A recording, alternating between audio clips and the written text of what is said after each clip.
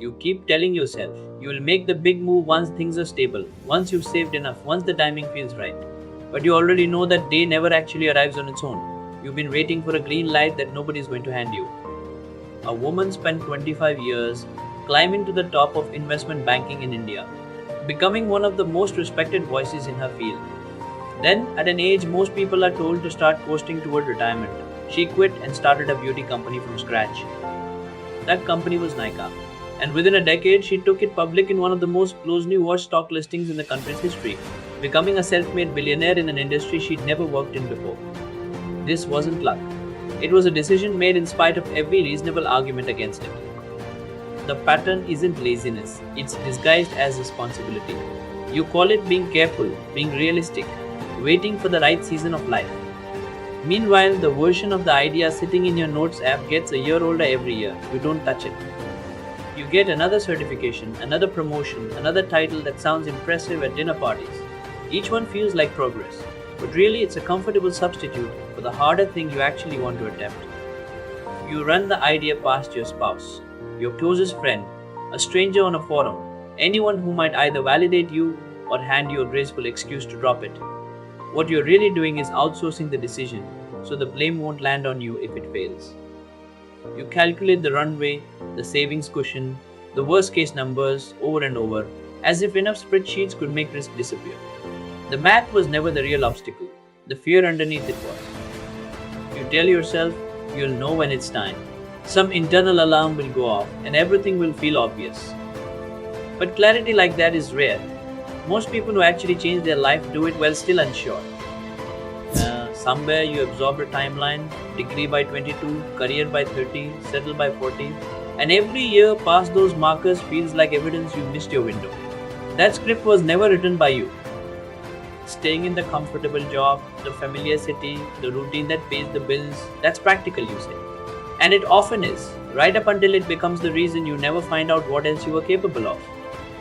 Nobody is born cautious about their own ambition. You were taught gradually by every moment someone told you to be sensible, to have a backup plan, to not get ahead of yourself. You grew up watching the adults around you prize a steady paycheck over almost everything else, and it made sense given what they'd lived through.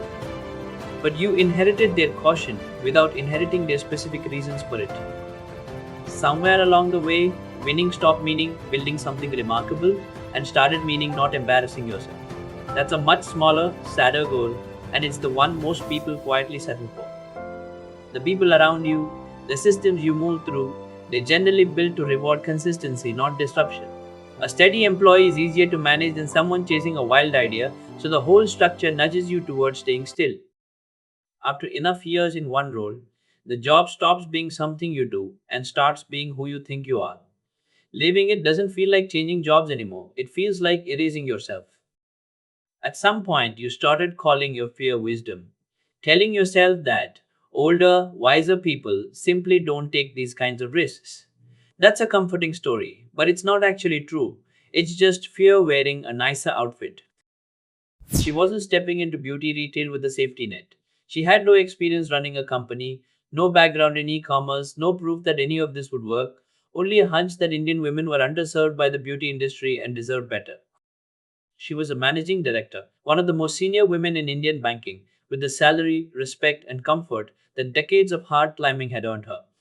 Walking away from that wasn't dramatic in the movies, it was terrifying in real, financial, everyday terms. People who knew her assumed she'd lost her mind.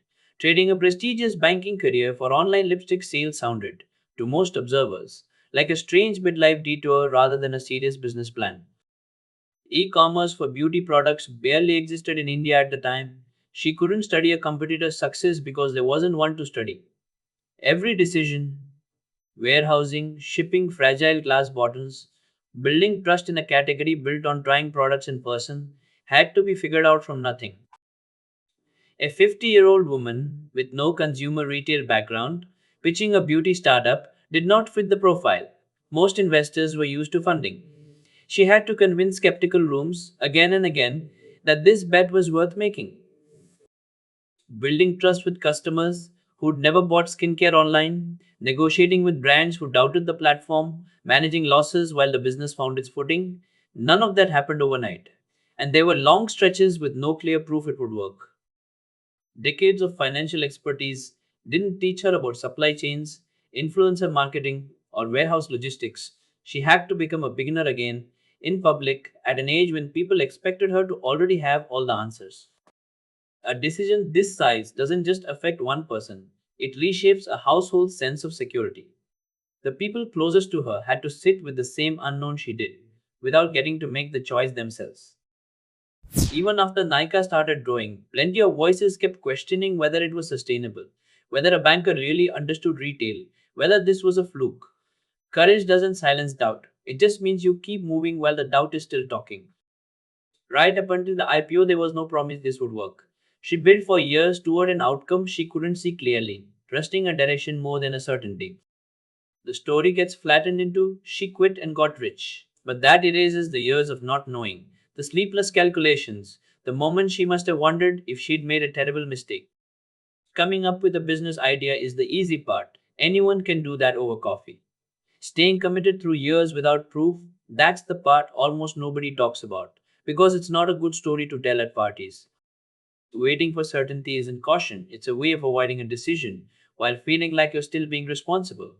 Certainty was never coming, for her or for you. It's not a thing that exists before you act.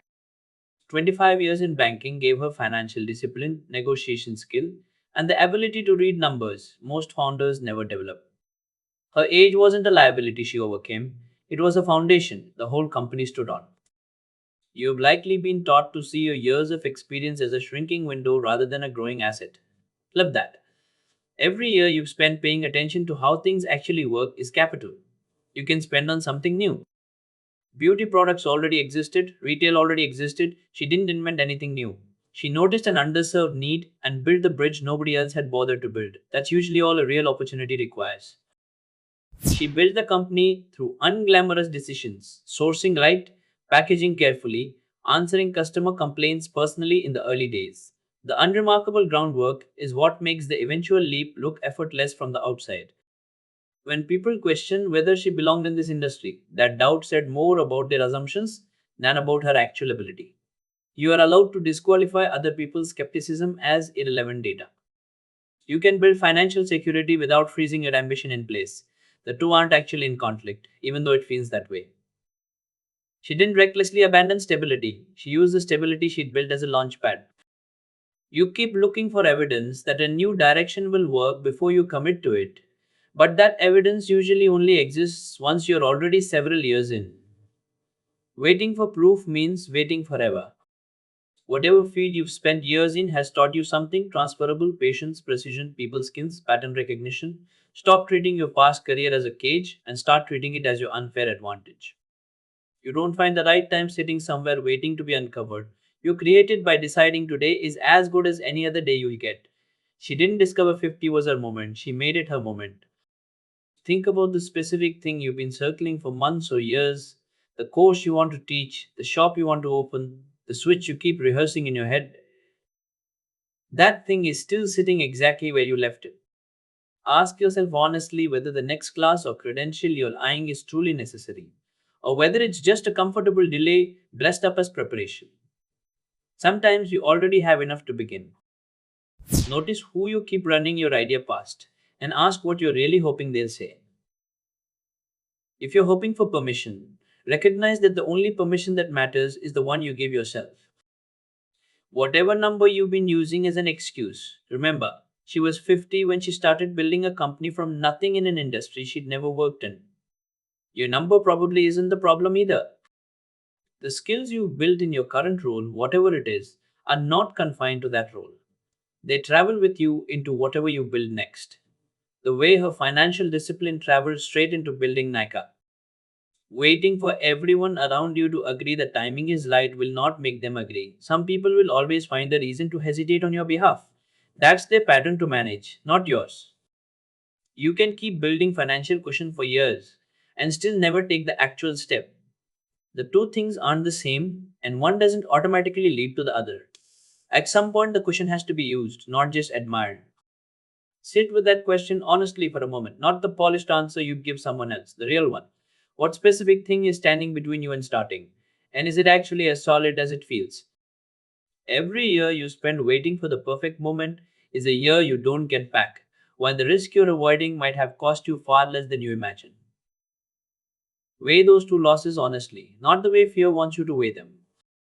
Before you close this video, name the specific thing, out loud or on paper, that you've been putting off past its natural moment. Naming it is the first honest step toward actually starting it.